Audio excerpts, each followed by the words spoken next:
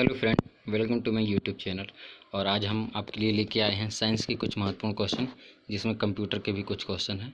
तो चलिए आज के सेशन शुरू करते हैं। और यदि आप मेरे चैनल पर नए हो तो चैनल को सब्सक्राइब जरूर करें। आज का पहला क्वेश्चन है कि निम्नलिखित में से कौन वर्ल्ड वाइड वेब का आविष्कार माना जाता है। WWW का आविष्कारक कौन है? आपके ऑप्शन हैं: A Edward scanner, B Bill Gates, C Tim Berners Lee या डी विनोद धाम। तो ऑप्शन सी आपका आंसर हो जाएगा। WWW के आविष्कारक हैं टिम बर्नर्स-ली। नेक्स्ट क्वेश्चन है आपका कि ह्यूमरस अस्थि कहाँ पाई जाती है।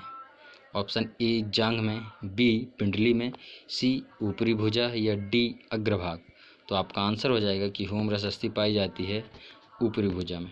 नेक्स्ट क्वेश्चन है कि ताप के बढ़ाने पर चालक पदार्थों का विद्युत प्रतिरोध एवं विद्युत चालकता पर क्या प्रभाव पड़ता है।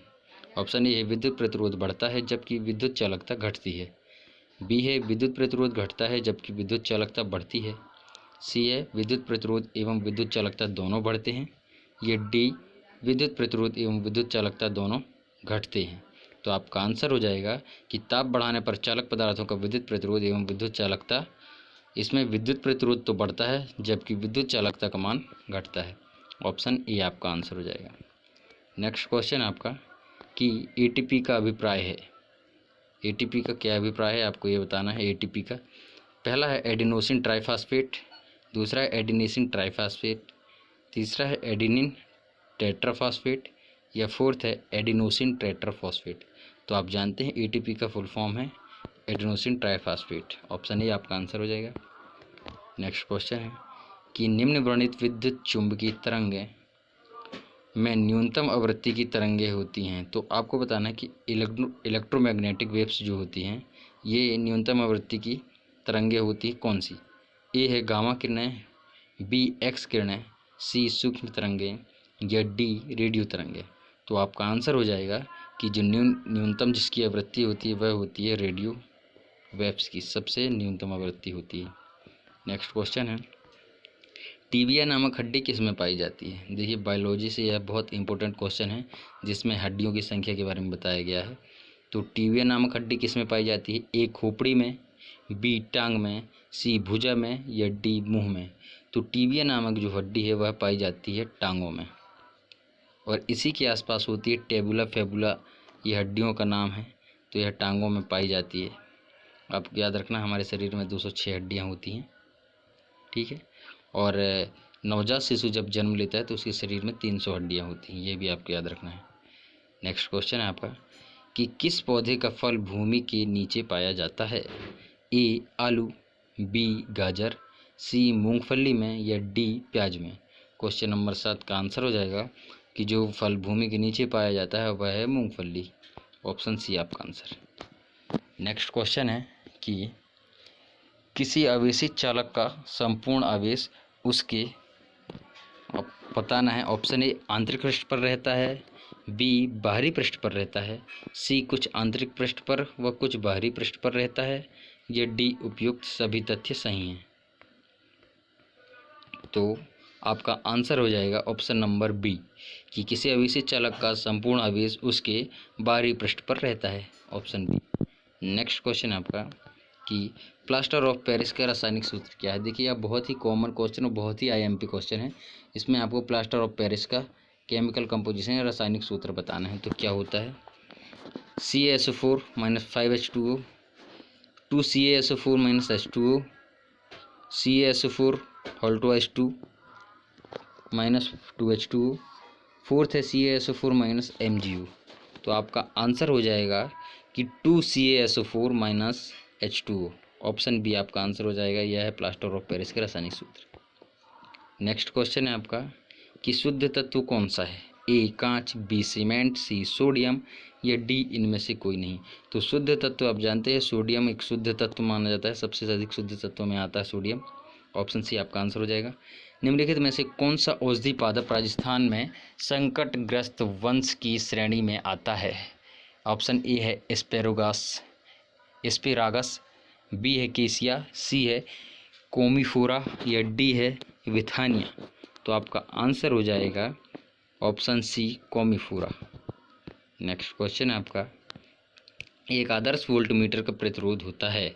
तो आप जानते हैं एक आदर्श वोल्टमीटर का प्रतिरोध हमेशा शून्य होता है। ऑप्शन ए आपका आंसर हो जाएगा।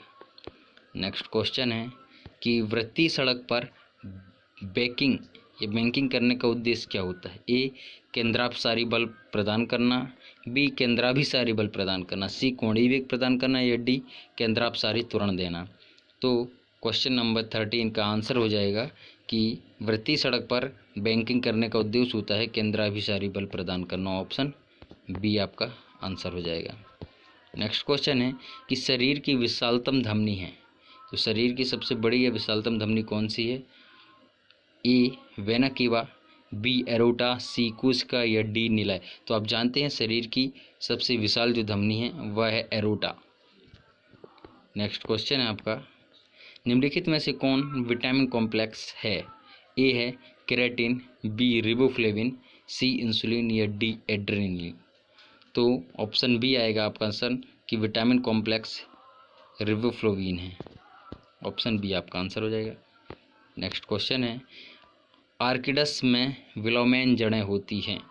ऑप्शन ए सहारा देने के लिए, बी कार्बोहाइड्रेट स्वांगीकरण के लिए, सी है नमी अवशोषित करने के लिए या डी गैसों के विनिमय के लिए।